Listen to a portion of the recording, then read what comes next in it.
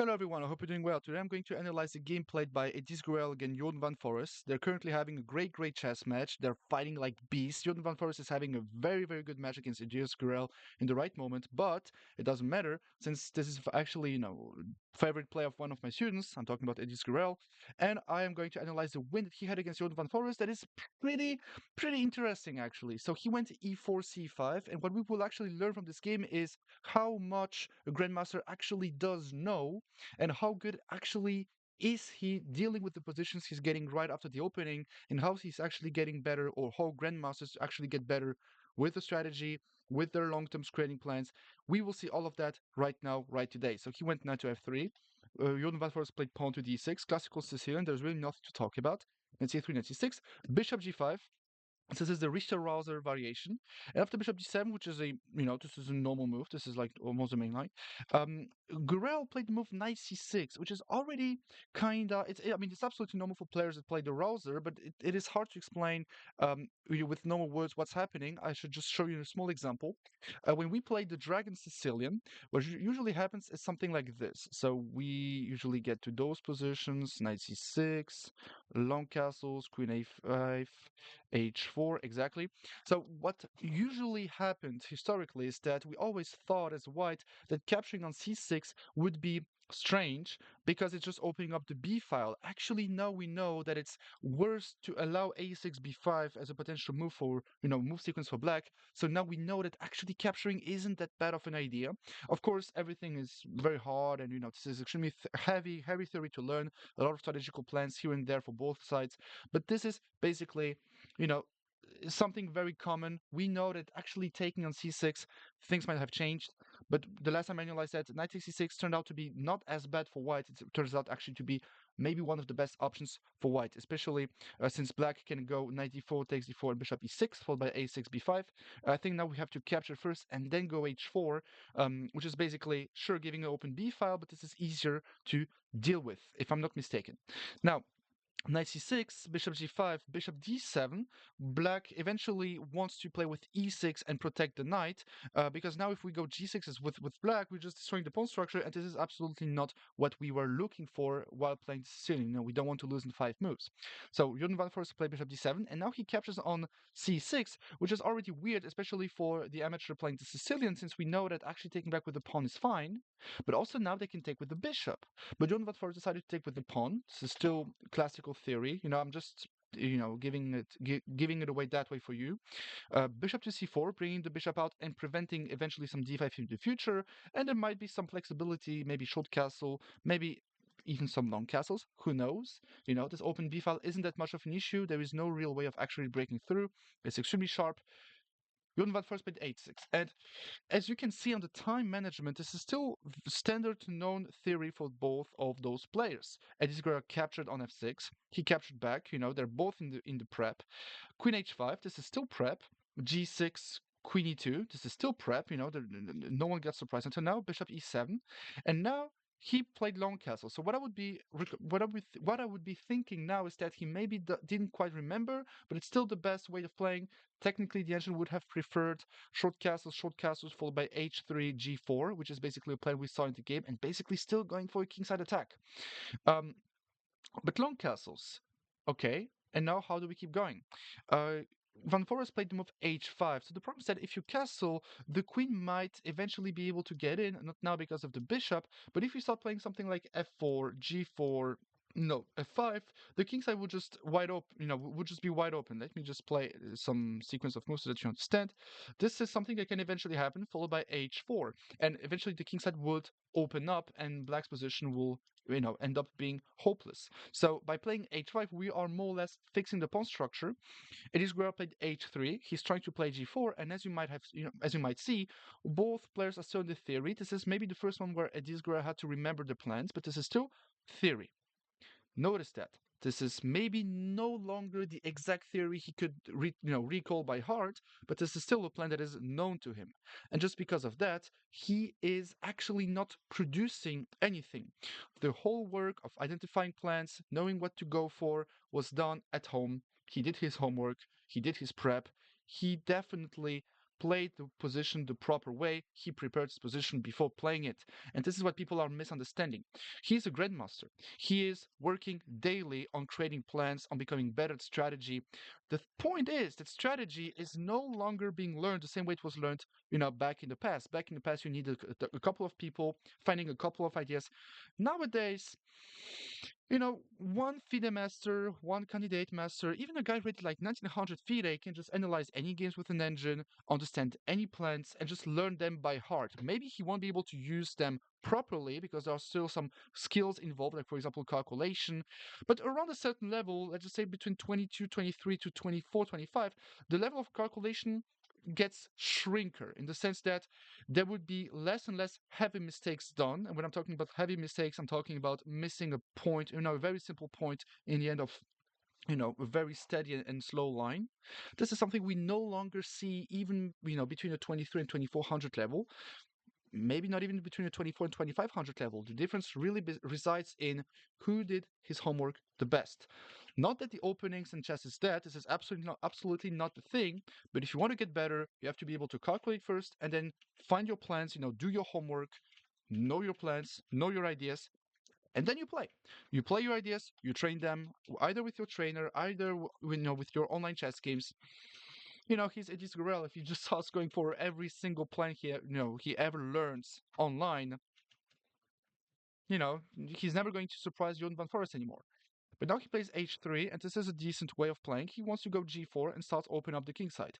Why? Because we can visually already see that the king is just in some heavy trouble, but at the same time, the position is extremely solid. The question is, how do we actually break through to have some open lines to eventually keep going? He knows how. King f8, g4. Perfect. And now this is just to show you how hard chess actually is. So in this position, according to the engine, he should have played queen b6 and start an immediate kingside attack in the sense that you go f4 with white. Capturing would not help you at all. You can't break anything through right now. And then after f4, king g7, the king is more or less safe. If you capture once again, there is simply nothing. If you go f5, then this is now where things become funny. We can actually capture on g4 first in between. If you capture back with the h-pawn, I can even play g5, and as you might see, this position, which is still heavy to play, it's not that simple either, but visually we can already see that we can't break through with e5, we can't actually do anything on the g file, the rook is just much, much better. So what Jordan van Forest had to do, according to the engine, was just temporize and wait how things are actually going to look like. Queen b6, f4, king g7, this is now the engine line. Rook b8, the engine really temporizes and says that you can't break through if you just capture. I always take back with the rook. So no reason to feel afraid of anything. And at some point, the engine even plays h4. This is the first time I ever see this engine line. I do not really care, to be honest. It's not my opening. It's just that for you, it can be interesting to see that if you wait and you wait until something concrete happens to your king, you can defend. Before that, you should be able to temporize and wait, prepare your position the right way. And this is basically what the engine went for. I'm pretty sure he saw queen b6, but he played f5, which feels like a beginner mistake. Of course, it's not, because this guy is not a beginner for obvious reasons. But you can just see that he was already a little bit lost from 123 to 1-1. So he definitely lost in this position. I really can't say that he didn't realize that after king f8 he wanted to go king g7. So this is a little bit strange. We will never know what happened through his mind. Eventually, if some of you, actually, I think this is a good idea. I should just invite those players for an interview. This would be actually pretty funny, just to ask them what went through their mind. But okay, it doesn't matter. F5, and now what feels logical is what happened in the game. You capture, I capture, and if you capture, I capture back with the bishop, then eventually I temporize with my bishop back to g6. But even there, this position starts to feel a little bit, emptier. Maybe one day there will be some d5, but yet again, I'm just having the feeling that, white is going to be much faster. I think this is not even bishop f5 the problem. Because here, after g takes f5, Ediz didn't capture back on f5, and this is now where things become funny. Let me just check real quickly. This is just weird. Okay, this is what I just pointed out, but I just didn't put it the right way in my mind. There's d5, but not now because the bishop is hanging, so we go d5 first. But then after bishop d3, you're still up a pawn with white, so this position feels a little bit cramped. This is actually a good question. Where could have he found some compensations here? I don't know. Maybe he plays bishop f6 now.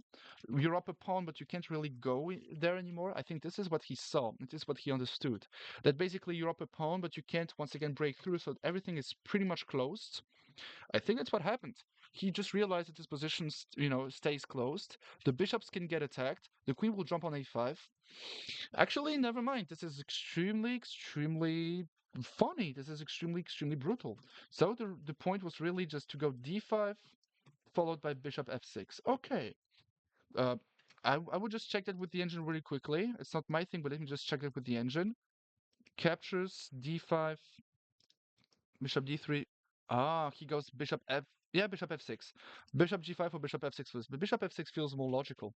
By the way, the engine here says queen d3 and it's like a plus 15. So, no. So I think there's just a small mistake done. Anyway, I just played king to b1. Pretty smart. Queen a5. Okay. Just keeping an eye on the pawn.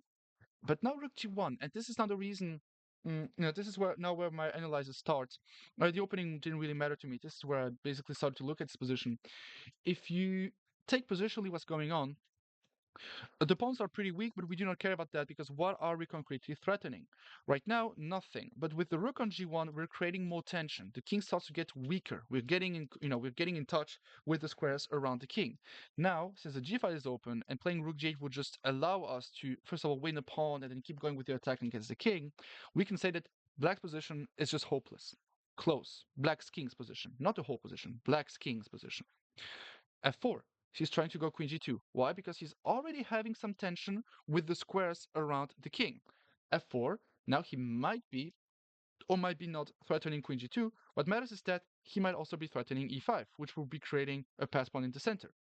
Bishop to e8. And now he played rook d to e1. He's threatening an in-between move.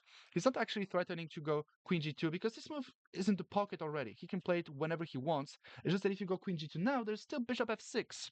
And we're still having quite a hard time. Maybe he wants to stop bishop f6 forever with a heavy e5 first, with the intention that if you capture, I will still capture back, maybe not with the queen because this could be a real thing. Although, if you go d5, I go queen g2, and if you capture bishop g7 is mate. So maybe captures d5, queen g2, bishop f6, and then I can maybe just retreat back. But the bishop feels super active. It feels like this position can be already lost for black. So this is now once again the thing that becomes very funny. Maybe he wanted to go captures, and if d5, knight g5 with the intention that if you capture the bishop, I capture your bishop with mate. And if you decide, oh, actually, this is super smart. And if you decide to capture here first, before capturing on c4, I do not capture back with the pawn, but I capture back with the rook. Because if you capture my bishop, I have queen e7 mate. And now the rook is there. If I had captured with the pawn, this wouldn't have been mate, and I will have been down a piece. And this is, of course, not what I'm wishing to my position. So this could, this is pretty maybe normally the reason. And with bishop to f6, this is not the heavy question. What did he actually think about here? Maybe there is just a very funny bishop to d3 with the intention that I'm threatening bishop to h7. I'm sorry, knight to h7. And if you go, for example, rook b8 and I have knight h7, captures, and this is now the funny thing. If I capture, there's still the capture on b2, but oh, this position looks very, very funny actually. Yeah, I think there might be something going on here. Okay. So I will have to turn on the engine just to see because I'm really interested to see what was actually going on tactically here. Is it knight h7? No, it's not knight h7 because of the line we just saw. Yeah, this is still a draw. Yeah, this is just a draw. I didn't want to calculate actually to be honest, but yeah, it's just a draw because if you just go that way, how do you actually lose here?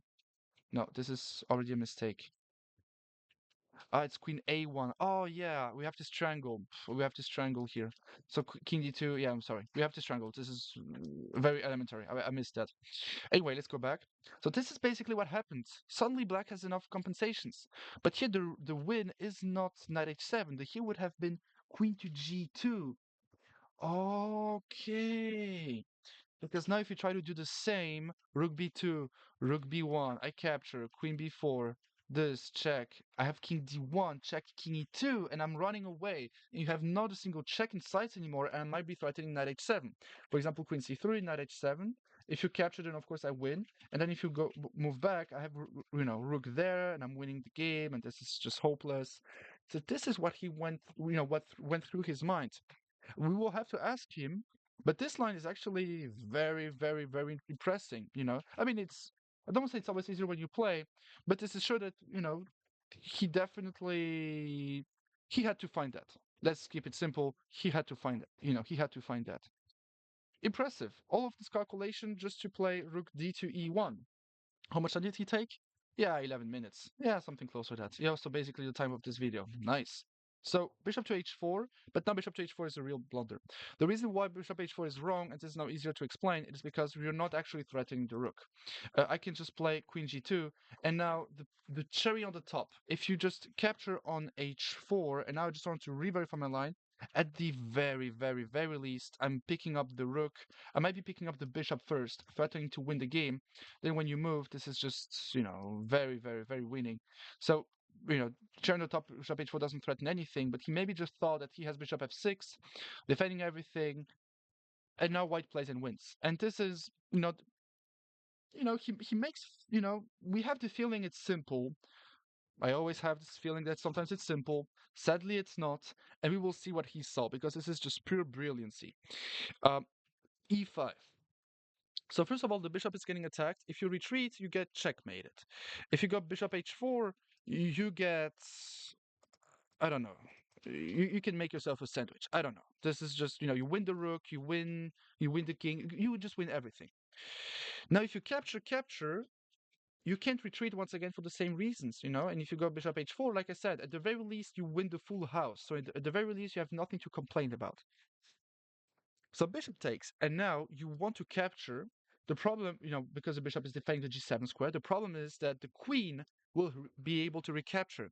So he goes for the brilliant knight d5. And knight d5 is absolutely gorgeous.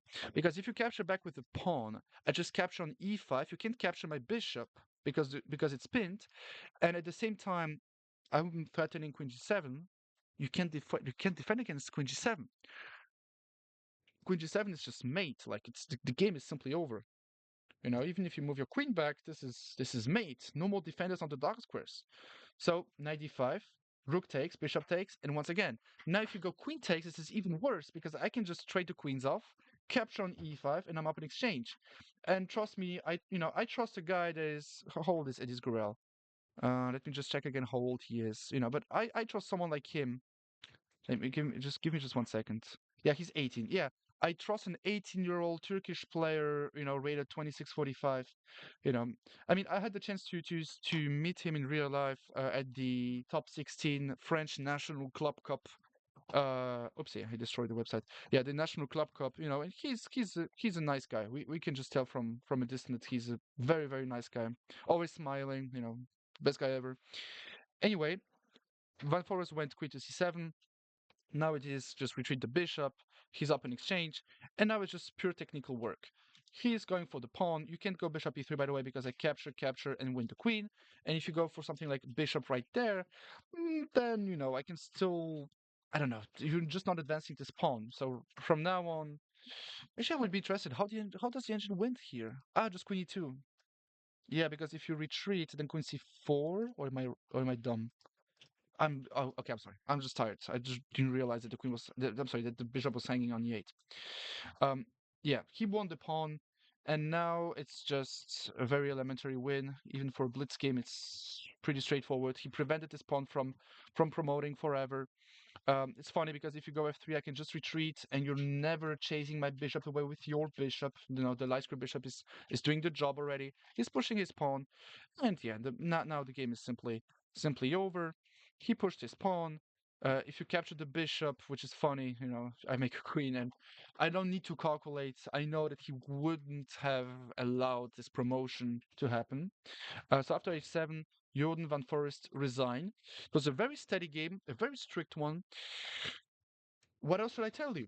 This guy plays well. At the same time, even though I prepared this upload and I took a look at the game and analyzed, I had to ask the right questions because this is a questions you have to get used to ask yourself when playing games and when watching someone else's game. Oh wait, he went for this move. What did he actually do with his pieces later on? And what we can tell is that from this line in the Sicilian defense against, in the Richter Rouser, um, he just took on c6, played with bishop c4, and I'm pretty sure that if Jordan van Forst had gone queen e6, we would have seen something like, let me just check what the engine says. Yeah, basically what he did in the game. In the game he went queen h5, queen e2, so queen h5 no more leader, just queen e2, and he would have seen what could have happened, in the future, in the nearest future. Maybe long castles f4, f5, just to open up this diagonal. Smith Mora Gambit style. If you're watching the stream live, you know that when it comes to the Smith Mora, I know my stuff. Thanks, Marcus Summon. But okay, we got what we had to see. If you have any more questions, just let me know in the comment section. Subscribe to the channel, that means the world to me. Thank you very much. See you in the future. Take care.